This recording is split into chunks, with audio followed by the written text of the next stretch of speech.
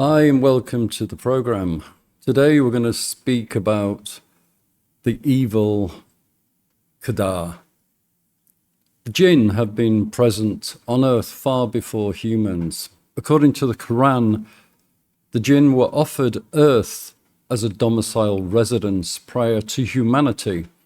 However, after some time, God reneged on his deal and declared to the angels and Jinn that humans were to be their new overlords.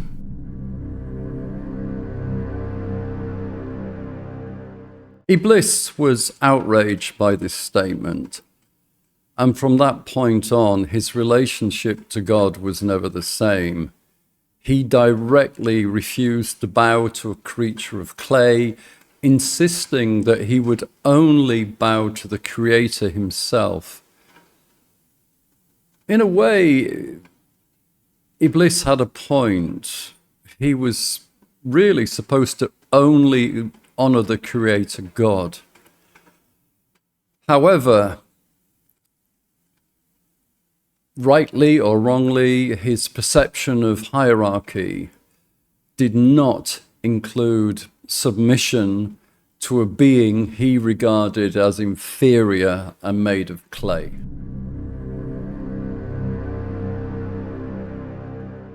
The Quran states that Iblis had offspring. Surah Al-Kahf 1850, but it does not specify how they were produced or whether he had a wife. Scholars like Imam al-Qurtubi have noted there is no reliable text in the Quran or Sunnah detailing Iblis' method of reproduction. Nevertheless, his progeny appeared despite the absence of a Mrs. Iblis. Perhaps the idea of the ultimate archdemon having a nagging wife did not fit with his menacing image, or perhaps, as the saying goes, behind every powerful man stands a strong woman, a concept that might not sit well with patriarchal traditions. Regardless of Iblis's marital status, his offspring entered our world, none more frightening or horrific than the Qadar.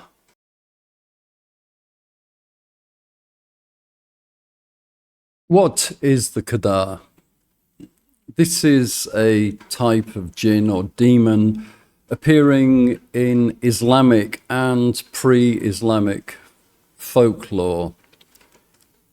It's really in Middle Eastern folklore as well. Here are its key characteristics. It is a child of the Iblis. Qadar are described as monstrous beings, often depicted as giants, a likely reference to their overwhelming power. Some scholars believe Qadar are exclusively female. Unlike seductive demons like succubus, they are terrifying rather than alluring. The tortures they inflict vary across myths, and many stories describe them as castrating male travelers, leaving them alone, sometimes dead in the desert. The Qadar serves as a cultural warning about traveling alone, akin to the myths of Little Red Riding Hood, although Red Riding Hood is far more complicated. If the belief the Qadar are exclusively female is accurate, the moral shifts slightly. It could serve as a cautionary tale about prostitution and sexually transmitted diseases, rather than just a general warning for travelers.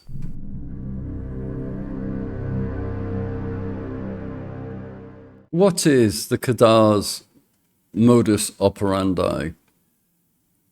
Well, it's got a extreme, shall we say, pantheon of displeasure, and they really vary very wildly, ranging from kidnapping, torture, to luring its victims into an isolated place where it can assault them physically or mentally.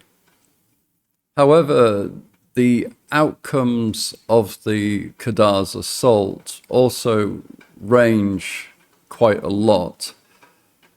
They can be a mild disturbance to extreme trauma. Nevertheless, the ultimate goal is to induce terror into its victim.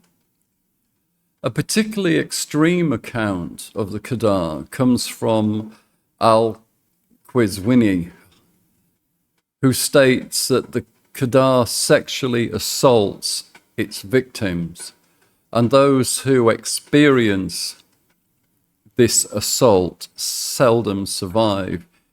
He describes it as having a phallus like a bull's horn, capable of killing a human. However, Al-Qazwini does not provide any further descriptions of this jinn.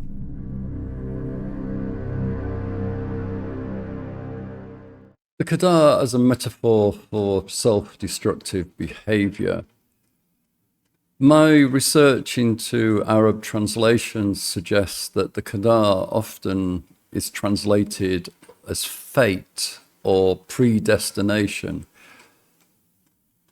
In Islamic thought, this could metaphorically represent a destructive or self-destructive behavior. This parallels how people behave under the influence of alcohol, drugs, or compulsive behavior like sex addiction. In psychology, a term exists for this self-sabotage syndrome. When individuals consciously or unconsciously destroy their own lives or relationships, it is called self-sabotage syndrome. However, I don't believe in self-sabotage syndrome. I believe more in those that were suffering from this trait, maybe unknowingly engaged in an internal dialogue with the archetypal force of the Qadar. Instead of breaking free from its influence, they obey its destructive commands, sometimes even to the point of death. At this stage, the Qadar is said to claim their soul as a weapon to use in the eternal Djinn wars.